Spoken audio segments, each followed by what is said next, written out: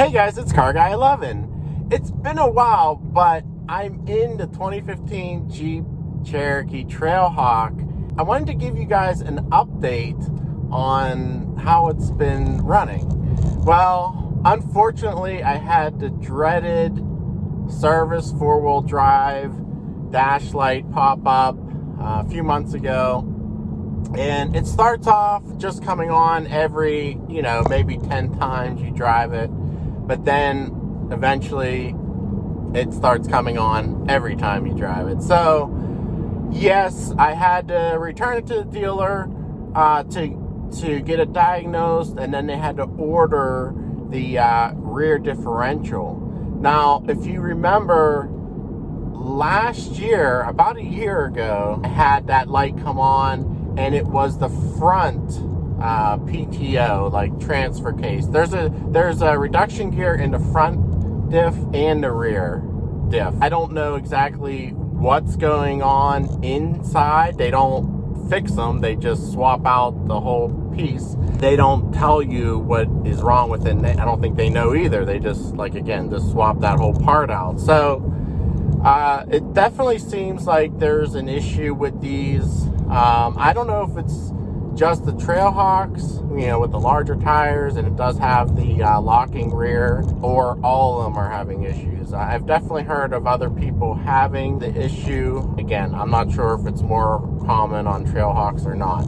But anyway, yeah, I just wanted to let you guys know that I did have to get it replaced. Under warranty, I'm still under the powertrain warranty, fortunately.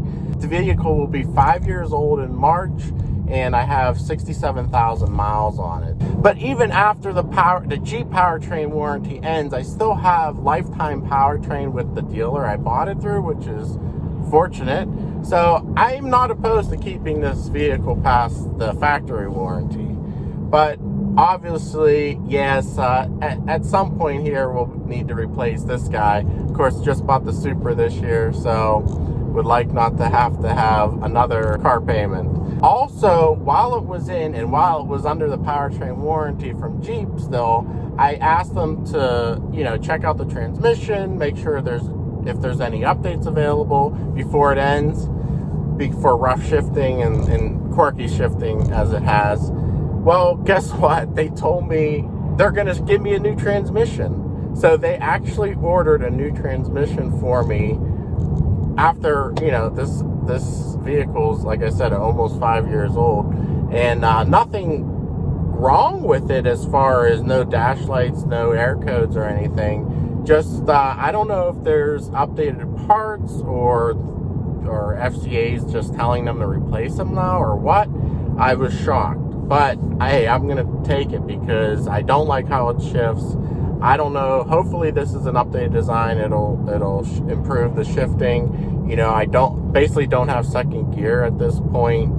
That's by program to protect the transmission. You have to come to a complete stop to get first gear. If you don't come to a complete stop and just start off again, it'll be in third gear, and then sometimes it'll kick down in the second after that. But it wasn't that way when I bought it. This was a programming change, and shortly after I bought it, that's what happened. But I hope with the new trans, I'll get my second gear back. No telling though when it's going to come in. It's back ordered, so it could be months away. So I'm not sure, but I just wanted to give you an update. I'll surely give you another update after I get the new trans, because people have commented, why don't you go in and ask them for a new trans? And I was like, they're not going to give me a new trans when it's not showing any air codes. But I was shocked. They said, yeah, we're going to order you a new trans. I was like, wow, okay.